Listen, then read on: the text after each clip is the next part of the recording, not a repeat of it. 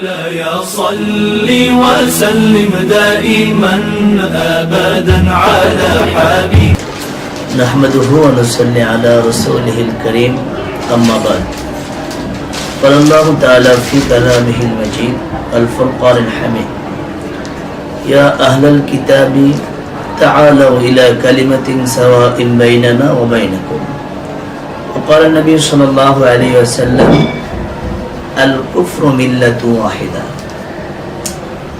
আল্লাহ রব্বুল ইজ্জাতের দরবারে শুকর যে মহান রব্বুল ইজ্জাত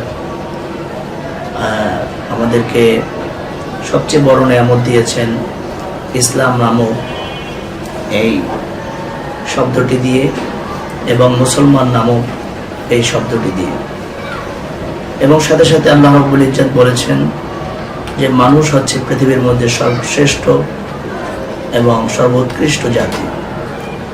মানুষের মর্যাদা পৃথিবীর অন্য কোনো জাতির সাথে সমতুল্য নয়। পৃথিবীর মধ্যে একটি কথা প্রচলিত আছে, সবার উপরে মানুষ সত্য, তাহার উপরে নয়। তো ঠিক আমরা সেখান থেকে আজকের বিশ্বে আমরা মুসলমান, আসলে মানুষের পরিসংখ্যান হিসাব করতে গেলে আজ পৃথিবীতে মুসলমান হচ্ছে সংখ্যালঘু। আজকের পৃথিবীতে জনসংখ্যার পরিসংখ্যানে 600 কোটি মানুষের মধ্যে মাত্র 150 কোটি হচ্ছে মুসলমান। আমরা দেখতে পাই যদি কোনো অপরাধ মুসলমান করে, ঠিক সেখানে এই মুসলমানের অপরাধটাকে কেন্দ্র করে একজন কিংবা দুজন 5 জন মুসলমানের অপরাধকে কেন্দ্র করে আজ পুরো মুসলিম জাতিকে, মুসলিম বিশ্বকে সেই অপরাধে অপরাধিত করা হয়, সেই টেরোরিজম করা হয়। কিন্তু দেখা যায় যদি কোনো ইহুদি খ্রিস্টান বা অন্য কোনো জাতি যদি কোনো টেরোরিজম করে, কোনো অপরাধ করে, সেখানে তাকে শুধু ব্যক্তিগতভাবে তাকে অপরাধী করা হয়, কিংবা একটা মহল তাকে বন্দুকধারী বলে আখ্যায়িত করা হয়, কিংবা মেন্টালিস্ট বলে তাকে আখ্যায়িত করা হয়, পাগল বলা হয়, ব্রেনের সমস্যা ছিল এরকম কিছু বলা হয়। কিন্তু যখনই এই ধরনের একটি কোনো ঘটনা কোনো মুসলমান করে, তখন তাকে জঙ্গি বলা হয়, সন্ত্রাসী বলা হয়, এবং তার এই অকারেন্সটাকে সামনে নিয়ে পুরা মুসলিম বিশ্বকে, পুরো মুসলিম জাতিকে হয়তো টেরোরিজম বলা হয়, অথবা সন্ত্রাস বলা হয়, বা জঙ্গিবাদ বলা হয়। তো আসলেই আজকের বিশ্বে কিছু কিছু কান্ট্রিতে মুসলমানের সংখ্যাগরিষ্ঠতা থাকলেও পুরো পৃথিবীতে মুসলিম সংখ্যাগরিষ্ঠতায় কম থাকাতে আসলেই পৃথিবীতে মুসলমান সংখ্যালঘু। তো সেখান থেকে দেখা যায় যদি কোনো একটি দেশে সংখ্যাগরিষ্ঠ মুসলমান আছে, সংখ্যালঘু অন্য কোনো দল নেই, তো সেখানেও যদি কোনো সংখ্যালঘু মুসলমানদের বিপক্ষে অবস্থান নেয় কিংবা ইসলামের বিপক্ষে অবস্থান নেয়, কিন্তু নিজেকে নাস্তিক হিসেবে প্রকাশ করে, আমরা দেখতে পাই দেশে ইসলামিক শাসন থাকলেও, মুসলমানদের সংখ্যাগরিষ্ঠতা থাকলেও ওই নাস্তিকের সঠিকভাবে বিচার করা হয় না।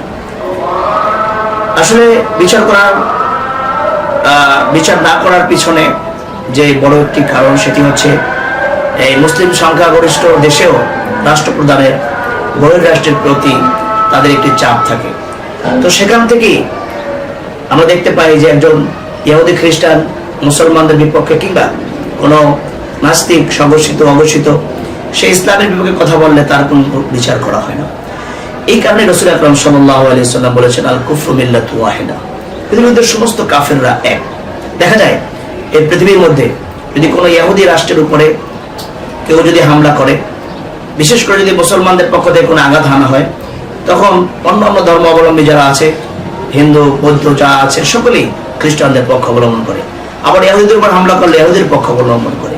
কিন্তু মুসলমানদের উপরে যদি নির্যাতন নিপীড়ন করা হয়, তাহলে জাতিসংঘ নামক এই সংস্থা, মানবাধিকার নামক অনেক সংস্থা, সেগুলো কিন্তু মুসলমানদের পক্ষ অবলম্বন করে না, বরং অমুসলিমদের পক্ষ টানার চেষ্টা করে।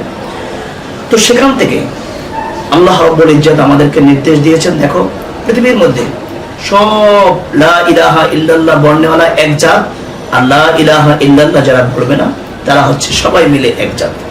সুতরাং আমাদের বর্তমান সময় বিভিন্ন দলে বিভিন্ন ফেরকায় আজ ইসলাম বিভক্ত হয়ে আছে। তো এই একটি চ্যালেঞ্জিং যুগে আজকের মুসলমানদের এক হতে হবে। মুসলমানদের আজকে দেখলে চলবে না যে সে কোন ব্যানারে কাজ করে, সে কোন দলের সাথে মিলে কাজ করে, সে কোন কথা বলে, এটা নিয়ে আজকে বিভক্ত হলে চলবে না। বরং আল্লাহ রাব্বুল ইজ্জত বলেছেন, ইয়া আহলাল কিতাব তাআলাউ ইলা কালিমাতিন সাওয়াইন বাইনানা ওয়া বাইনাকুম। যারা লা ইলাহা ইল্লাল্লাহ বলবে, এই লা ইলাহা ইল্লাল্লাহ বলার এই একটি বাক্যের উপরে নির্ভর করে সমস্ত মুসলমানদের এক হয়ে যেতে হবে। ওই মুসলমান সুন্নি, সে আহলে হাদিস, সে জামাত, সে কওমি, সে আলিয়া, সে অমুক তমুক, এই করে আজকে আমরা ছোট্ট ছোট্ট দলে রূপান্তরিত হয়ে একটি ইসলামের যে শক্তি আমাদের আকাবেরা রেখে গিয়েছেন সেই শক্তিকে ভেঙে দিয়ে আমরা টুকরো টুকরো করে দিয়েছি। সে কারণে আজকের আমাদের মুসলমানদের নির্যাতিত বিপরীত অবস্থায় থাকতে হয়। কাশ্মীরের নির্যাতনকে চোখে দেখতে হয়, মায়ানমারের নির্যাতনকে চোখে দেখতে হয়, বাংলাদেশের নির্যাতনকে আমাদের চোখের সামনে দেখতে হয়, এবং যে দেশগুলো অমুসলিমরা মুসলমানদের উপরে নির্যাতন করছে, সিরিয়া সহ বিভিন্ন দেশের মধ্যে মুসলমানদের উপরে নির্যাতন, এগুলো আমাদের সচক্ষে দেখতে হয়। কারণ হচ্ছে আমরা সেই আল্লাহ পাকের এই অমীয় বাণী যে লা ইলাহা ইল্লাল্লাহর ভিত্তিতে তোমরা এক হয়ে যাও, এটা আমরা ছেড়ে দিয়েছি। ঠিক আমরাও বর্তমানেও দেখতে পাই কিছু ফেমাস বক্তা যারা নিজেদেরকে সমান্তরাল বক্তা হিসেবে পরিচিতি মানুষের মাঝে দিতে চায়, নিজেরাও এই পরিচিতি অর্জন করতে চায়। এমন কিছু বক্তা আছে যারা নিজেদেরকে বলতে চায় যে আসো, এক পথে আসো, একই পতাকার নিচে আসো। এরকম কিছু বক্তারা কিন্তু আজকের মুসলমানদের এক করার জন্য যাচ্ছে। আমি তাদেরকে স্বাগতম জানাই এবং এই ধরনের মুসলিম লিডারদেরকে আমি স্বাগতম জানাই। তবে কিছু এই ধরনের বক্তা মুসলিম লিডার যারা আছেন, ওনারা আসলে দেখা যায় এই ঐক্যের ডাক দিলেও কিন্তু ভিতরে ভিতরে যেটাকে তারা লালন করে সেটাকে মানুষের কাছে প্রকাশ করছে, আর যেটা তার এগেনিস্ট মনে করে তার দল বা তার সংগঠন, সেটাকে আস্তে আস্তে করে মানুষের মাঝে একটু নেগেটিভ ভাবে উপস্থাপন করছে।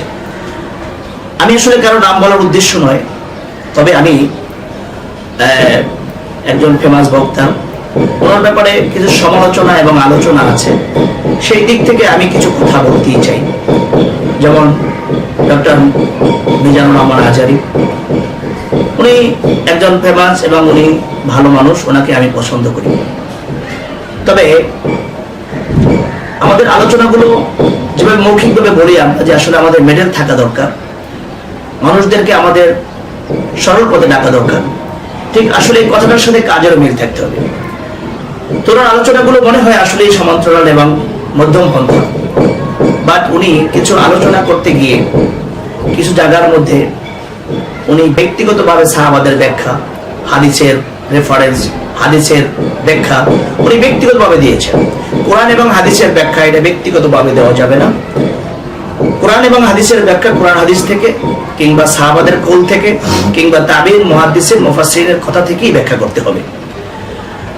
উনি একদিন হযরতে ওমর রাদিয়াল্লাহু তাআলার সাথে যে ওই সাহাবার মুআমালা হয়েছিল, সেখানে উনি বর্তমানের একটি নেশাখোরদের যে কিছু চিত্র সেটা তুলে ধরে হযরতে ওমর ফারুক রাদিয়াল্লাহু তাআলাকে আবেহেলা বলে ফেলছে। তো এই আবেহেলা বলাটায় আসলে এই আবেহেলা একটা উনি বাংলাদেশের একটি ভাষা, নেশাখোররা যেমন বললে একটু মাতাল মাতাল অবস্থা হয়ে যায়, ঠিক সেই শব্দটা ইউজ করেছে। তবে হাদিসের মধ্যে কিন্তু আসলে এরকম শব্দ নেই, কোনো মুহাদ্দিসিন, কোনো মুফাসসির কিন্তু আসলে এই ধরনের শব্দ কিন্তু উচ্চারণ করেনি। তো এর দ্বারা কিন্তু সাহাবাদের কিছুটা অপমান, মর্যাদায় কিছু অপমানিত হয়ে যান সাহাবারা, কিছুটা তাদের শান কিন্তু নষ্ট হয়ে যায়। তো আমি এই জিনিসটাকে সে কতটুকু পরিমাণ অন্যায় করেছে বা আসলে এটা কোন পর্যায়ে করেছে আমি সেটা বলছি না, বাট আসলে সাহাবাদের ব্যাপারে এই ধরনের নিজস্ব ব্যাখ্যা আসলে না করা উচিত। ঠিক উনি তাবলীগের একটা অবস্থা বর্ণনা করতে গিয়ে কিন্তু বলে ফেলছে যে তাবলীগের ভাইরা বয়ান পারে, ভালো কথা, দিনের জন্য বয়ান করতেই হবে, এটাও ভালো কথা। উনি এই দুটাকে সমর্থন জানিয়েছে। তবে সূক্ষ্মভাবে তাবলীগের উপরে একটু কিন্তু আঘাত হানা হয়েছে এবং তাবলীগের উপরে সর্বোপরি তাবলীগের উপরে আঘাত হানা হয়েছে, সেটা নয় বাদই দিলাম, কিন্তু যে উচ্চারণগুলো করেছে সেটা অন্যভাবেই করতে পারতো, কিন্তু আল্লাহ এবং রসুলকে নিয়ে কিন্তু সেখানে কিছুটা উপহাসমূলক কথা হয়েছে। যেমন তিনি বলেছে, দেখেন একজন ব্যক্তি সে তাবলীগে গিয়ে বয়ান পায় না, আমির সাহেব বলে দিয়েছে তুমি বয়ান করো, তখন সে দাঁড়াই বলতেছে আল্লাহ হালায় আমাকে পাঠাইছে, নবী হালায় আমাদেরকে বলে গেছে, আমির হালায় আমারে নির্দেশ দিচ্ছে, আমি হালা বয়ান করতেছি। এই যে কথাগুলো উনি বলেছে, আসলে এখানে আল্লাহ এবং রসুলকে সম্মিলিতভাবে তিনি এই কথাগুলো বলেছেন। উনি এই কথাটা অন্যভাবেও বুঝাতে পারতেন, কিন্তু আল্লাহ এবং রসুলকে মিলে একটু উপহাসমূলক কথাতে আমার মনে হচ্ছে যেখানে ইসলামের কিছুটা শান মর্যাদা আসলে ক্ষুণ্ণ হচ্ছে। রসুলকে উনি স্মার্ট বুঝাতে গিয়ে উনি সিক্স প্যাক বলেছেন। এই কথাটা ব্যাখ্যা করতে গিয়ে কেউ কেউ আবার তাকে কাফেরও ফতোয়া দিয়েছেন, আসলে এটা অতিরঞ্জিত হয়েছে।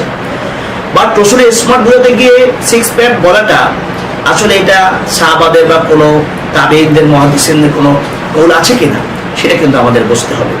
এই জন্য সাহাবাদের পরিচয়, রসুলের পরিচয়, আল্লাহর পরিচয় দিতে গিয়ে নিজের মন গড়া কোনো উক্তি দেওয়া যাবে না। হ্যাঁ, তাফসিরের জাদিদ আছে, কদিম তাফসির, জাদিদ তাফসিরের মধ্যে একটা কম্প্যারিজন হয়, যেমন আগের অনেক জিনিস বললে বর্তমান যুগে বুঝবে না ঠিক, কিন্তু এমন কোনো শব্দ না বলা যেই শব্দের দ্বারা আসলে কোনো নেগেটিভ কোনো কিছু ইঙ্গিত করা যায়, এরকম কিছু না বলার জন্য আমি সকল ধর্মীয় লিডারদেরকে আহ্বান জানাচ্ছি। আমি আবার বলছি, মেজর রহমান আজহারি সাহেবকে আমি ভালোবাসি, উনি একজন ভালো মানুষ, তবে আমি ওনাকে আহ্বান জানাচ্ছি যে আসলে কোনো বিষয় ব্যাখ্যা করতে গিয়ে যেন এমন জাতির যেন কিছু না আসে যার দ্বারা বিতর্কের সৃষ্টি হয় এবং যার দ্বারা ইসলাম এবং নবী রাসূলদের মর্যাদা, সাহাবাদের মর্যাদা ক্ষুণ্ণ হয়।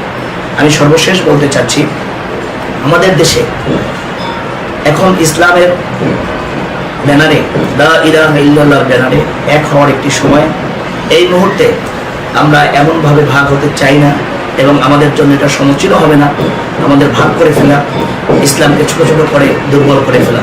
এই জন্য আমাদের বিভিন্ন দলে ব্যানারে ভাগ হয়ে ইসলামকে শক্তি করে আমাদের দুর্বল করা আমাদের জন্য সঠিক হবে না।